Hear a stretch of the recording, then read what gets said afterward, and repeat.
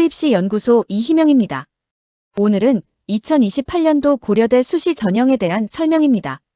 고려대는 교과 전형인 학교장 추천 전형, 학생부 종합 전형인 학업우수 전형과 계열적합 전형이 있습니다.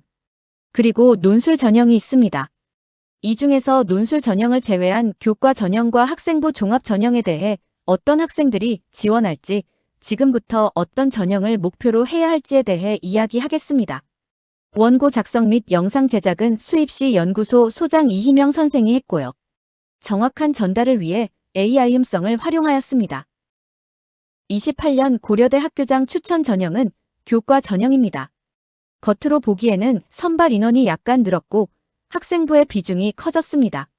의대를 제외한 학과에서 수능 최저가 폐지되었고 학업 우수 전형과 중복 지원이 가능합니다. 그러면 이러한 요소들이 어떤 영향을 미칠지 살펴보도록 하겠습니다. 첫 번째 변화는 성취도 점수의 변경입니다.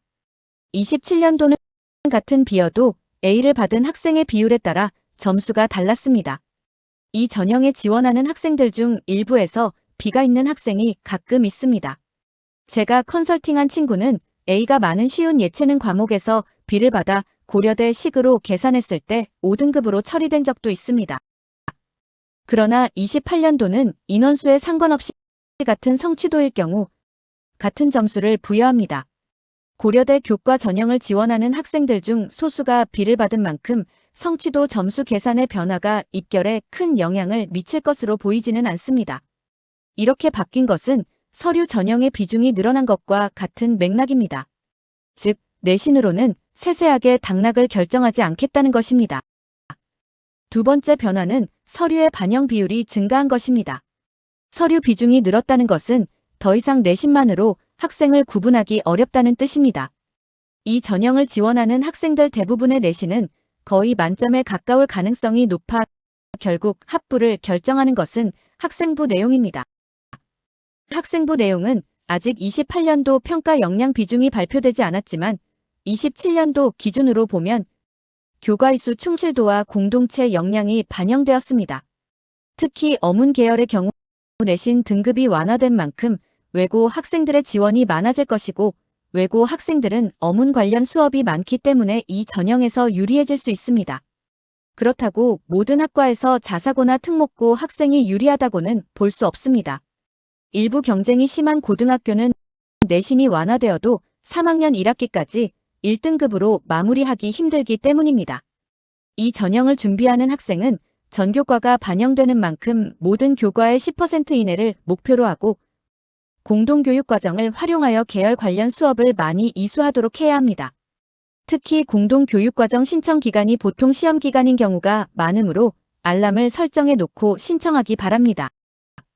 세 번째 변화는 수능 최저가 의대를 제외하고는 모두 반영되지 않습니다.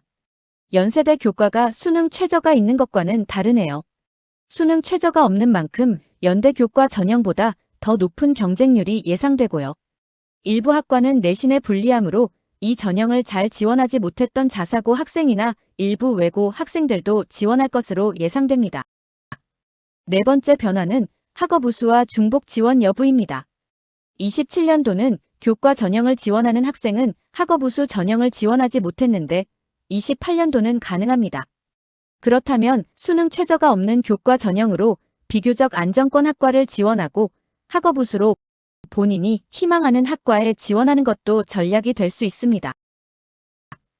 이번에는 학업 우수입니다. 많은 대학들이 학종이 두 종류인데요. 전공은 뚜렷하지 않지만 내신과 교내의 다양한 활동을 한 학생을 선발하는 학종과 희망 전공이 비교적 확고한 학생을 선발하는 학종이 있습니다. 그래서 이 전형은 아직 희망 진로가 불확실한 학생이 염두에 두어야 할 전형입니다. 연세대 융합인재 전형과 비슷한 맥락입니다. 주목해야 할 첫 번째는 수능 최저입니다. 수능 최저가 한 등급이 완화된 것처럼 보이지만 28년도 수능 구조를 보면 아주 많이 완화된 겁니다. 4개 영역이 반영되므로 탐구가 반드시 포함되는데 27년도까지는 탐구 과목을 선택할 수 있어서 수험생들이 여러 과목으로 나누어져 과목별 응시 인원이 적었습니다. 그러나 28년도에는 모든 수험생들이 통합사회와 통합과학을 응시하기 때문에 전체 인원이 많아져서 등급을 취득하기가 비교적 수월해졌습니다. 즉, 수능 최저를 만족하는 학생들이 27년보다 많아져 실질 경쟁률이 상승할 수밖에 없습니다. 두 번째 변화는 면접입니다. 여기서 주목할 것은 아직 발표되지 않은 면접 시기입니다. 만약 수능 이후라면 굉장히 높을 것입니다. 그렇게 보는 이유는 서울대 정시 전형 때문입니다. 28년도 서울대 정시는 수능의 비중이 많이 낮아졌기 때문에 서울대 정시를 고려하는 학생이 증가할 것입니다. 그래서 수능 이후에 면접을 실시한다면 일단 지원해놓고 서울대 정시 가능성이 있다면 면접에 미승시하는 전략을 택할 것이기 때문입니다.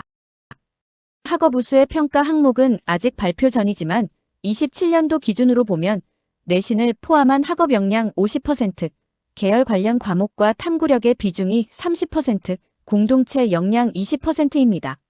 만약 현재 2학년 학생 중 1등급이 약간 넘는 학생이 있다면 이 전형을 목표로 공부해야 합니다.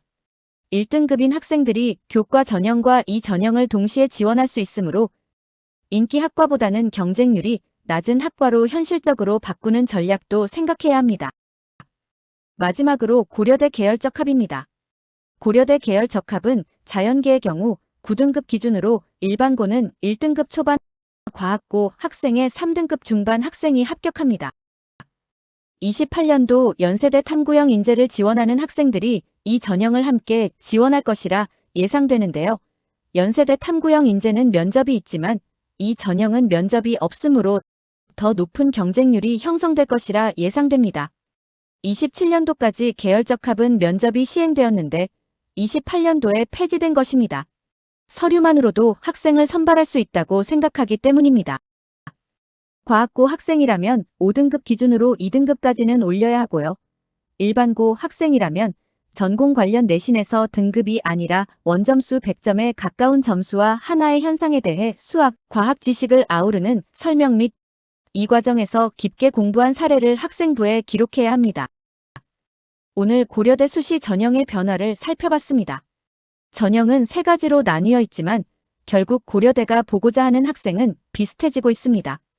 예전에는 내신이 좋으면 교과 전형, 계열 과목이 많거나 탐구 활동이 많으면 계열적합, 양쪽이 애매할 경우는 학업우수 전형이었습니다.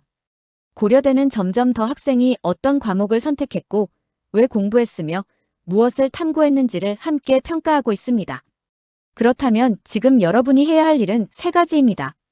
첫째, 전 과목에서 안정적인 성적을 만들어야 합니다. 둘째, 계열과 관련된 과목을 적극적으로 선택해야 합니다. 셋째, 수업 시간에 생긴 궁금증을 책이나 여러 자료를 통해 공부하고 그 과정을 학생부에 남겨야 합니다. 전형이 바뀌더라도 준비 방법은 오히려 더 명확해졌습니다. 오늘 영상을 본 학생과 학부모님께서는 내신 관리, 과목 선택, 탐구 기록 이 세 가지를 지금부터 점검해 보시기 바랍니다. 지금 준비한 학생만이 2028 고려대의 기회를 잡을 수 있습니다. 이상 수입시 연구소 이희명이었습니다.